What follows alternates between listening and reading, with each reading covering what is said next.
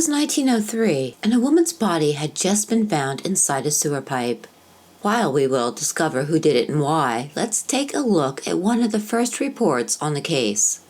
The body of a woman about 26 years old and good-looking was found yesterday afternoon in a sewer pipe on the outskirts of Mount Vernon. The woman had a shoestring tied tightly around her neck, and there were finger marks on her throat, which indicate that she was murdered.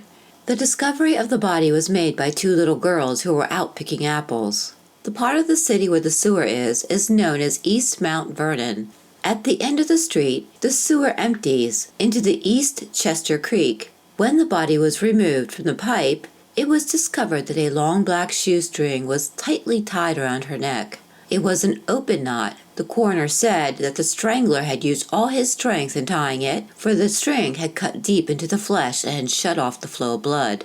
Who the woman is a mystery. No one has ever seen her in the neighborhood. The two young girls found the body at about 4 o'clock. They thought it was a bundle of clothing. Discovering what it really was, they ran screaming from the scene, and word was sent to the police. As the police investigated the scene, there were numerous theories about how she died and how she got into the sewer pipe. But most importantly, the police needed to identify the woman, and so word was sent out to all the nearby police stations in the hope that someone may have reported her missing. According to the coroner, whoever tied the shoestring around her neck made one of the tightest and best open knots I have ever seen. The string cut almost 1/8 of an inch into the flesh. Not satisfied with tying, the strangler also wound the cord around her neck 3 times and then covered up the cord with a neckband from her waist. It is obvious by this description that the killer was filled with rage and he wanted to make certain that this woman was dead. Fortunately, it did not take long before the woman was identified by her stepfather as 19-year-old Augusta Ebelt, also known as Gussie. Now, I'd like to say here that I found that people pronounce Ebelt also as Ebelt, but I'm choosing to use a soft E for this video. I do not know how this particular family preferred to pronounce their name. The stepfather immediately pointed his fingers at her husband, who she previously had arrested for non-support. They lived with his mother, and money seemed to be the main source of their problems. Then, one day, the husband, Martin Ebelt, stopped by the house after work and told his mother that he had a job lined up for Augusta. His mother was upset by the news, stating that she needed Augusta to help her with all the work. But Augusta left with Martin to take on a new job. That was the last time anyone except Martin saw her alive. Martin was arrested and easily confessed to murdering his wife. He said, "On last Friday night, when I went home from work, I told my wife I had a position for her. She said all right, she would be glad to take it. I told her it was over at Wolf's Lane, and after dinner she put on her hat and we went out together. We went down Franklin Avenue to 6th Street and stopped there and sat down. At first we talked about the position, and then I accused her of being too intimate with Mr. Collins. During the argument, her hat fell off and rolled down into the salt meadows. She denied that she had been out with Mr. Collins. I said that Collins had told me that she had been. Then she got mad and said I had no strings on her, and she would go with whom she pleased. Then I caught her by the throat and I choked her with my thumbs. After I choked her, I wanted to be sure she was dead, so I took the shoestring from my pocket and tied it about her neck, and then pulled it tight with both hands. Then I threw her down the sewer. I went back home and told my people that my wife had gone to work that night at a house in Wolf's Lane at $6 a week. My mother objected and said Gussie had ought to stay home because she, my mother, would not be able to do all the work. I did not care to tell her what I had done, so I put on my hat and went to see my sister. I didn't hear anything about the crime until Chief Foley drove out to White Plains, where I was at work yesterday afternoon, and arrested me. When asked where he had gotten the shoestring, Martin told the police he had taken it out of a drawer that morning. He also stated that 2 weeks previous to murdering Augusta, he had checked out the old sewer and decided that it was a good place to put her out of the way. His sister had also admitted that Martin often complained about his wife asking for money. He said that she was a continual annoyance to him.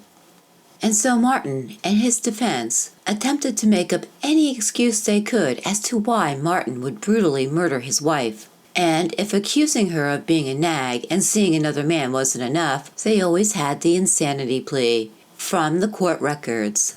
The defense interposed was that of insanity, and evidence was given tending to show that at the time of his birth he received injuries to his head, that he was greatly troubled with headaches, and had had scarlet fever and malaria, that he was a great smoker of cigarettes.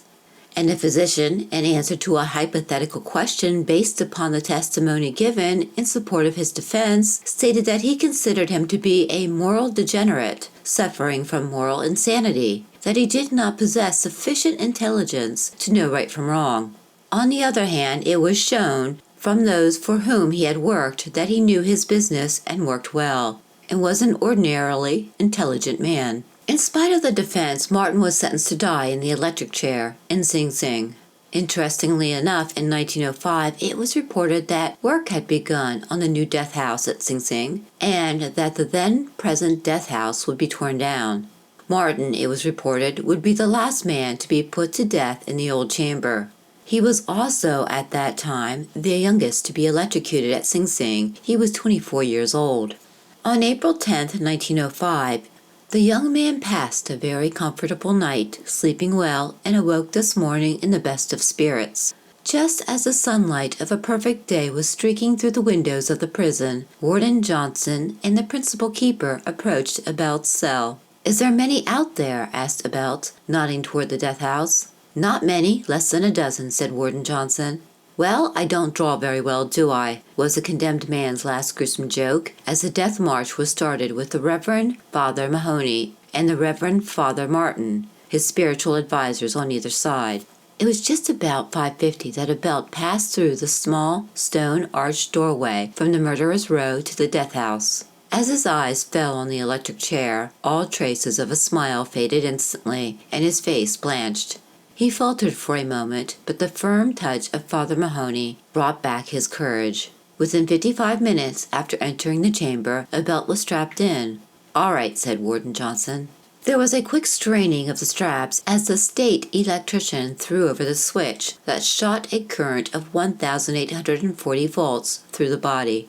The current was kept on for 7 seconds, reduced to 250 volts, put back to full force after nearly a minute more, and then turned off. The physician's examination showed that Ebelt was dead after the first shock, but according to custom, a second shock of full strength was given. Ebelt made no farewell statement or left a letter of any kind expressing regret for his crime. He received his last visit yesterday from his brother and sister. His mother and father did not come, and the body was claimed by the relatives.